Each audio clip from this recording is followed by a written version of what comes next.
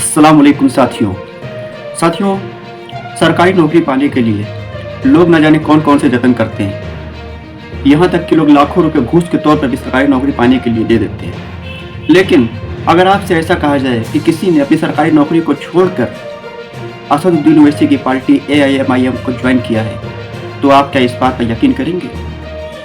यकीन करना पड़ेगा साथियों आपको, क्योंकि बिहार के किशनगंज जिले के अंदर एक गुलाम हसनैन नाम के एक शख्स ने अपनी सरकारी नौकरी को छोड़कर AIMIM पार्टी को ज्वाइन किया है। जी हाँ, गुलाम हसनैन साहब का परिवार एक पॉलिटिकल बैकग्राउंड से ताल्लुक़ रखता है, लेकिन गुलाम हसनैन साहब एक सरकारी ओहदे पर फाइज थे। इस वजह से वो एक्टिव पॉलिटिक्स में सक्रिय नहीं थे।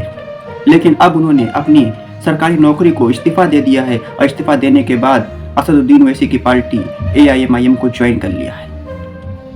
AIMIM पार्टी को ज्वाइन करने के बाद AIMIM पार्टी के प्रदेश अध्यक्ष जनाब अख्तर ईमान साहब ने गुलाम हसनैन साहब को सीमांचल का युवा प्रभारी नियुक्ति भी कर दिया है। गुलाम हसनैन साहब के ताल्लुक से ये बात सियासी गलियारों में घूम रही है कि गुलाम हसनैन साहब किशनगंज से AIMIM पार्टी के विधायक के प्रत्याशी हो सकते हैं। किशनगंज जिले की ठाकुरगंज विधानसभा सीट पर गुलाम हसनैन साहब पर इस बार AIMIM पार्टी अपना टिकट दे सकती है। गुलाम हसनैन साहब की पत्नी, जो एक मुखिया भी रह चुकी हैं ठाकुरगंज से, अब गुलाम हसनैन साहब को AIMIM पार्टी अपना विधायक का प्रत्याशी के तौर पर इस 2025 के विधानसभा चुनाव के अंदर उतार सकती है। जी हाँ, देखने वाली बात यह है कि जिसने इतनी बड़ी कुर्बानी देकर AIMIM पार्टी को ज्वाइन किया है, क्या उसको AIMIM पार्टी अपना टिकट देगी?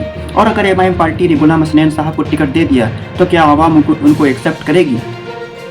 आवाम को AIMIM पार्टी के लिए किशनगंज के अंदर बहुत ही ज़्यादा आवाम के अंदर मोहब्बत है, बहुत ही अंदर जुनून है वहाँ के युवाओं के अंदर। अब हमें ये देखना है कि क्या किशनगंज के ठाकुरगंज विधानसभा के अंदर गुलाम हसनैन साहब AIMIM पार्टी के टिकट पर जब चुनाव लड़ेंगे तो क्या AIMIM पार्टी को ठाकुरगंज के लोग वोट देंगे और गुलाम हसनैन साहब को जिताकर अपना विधायक बनाएंगे?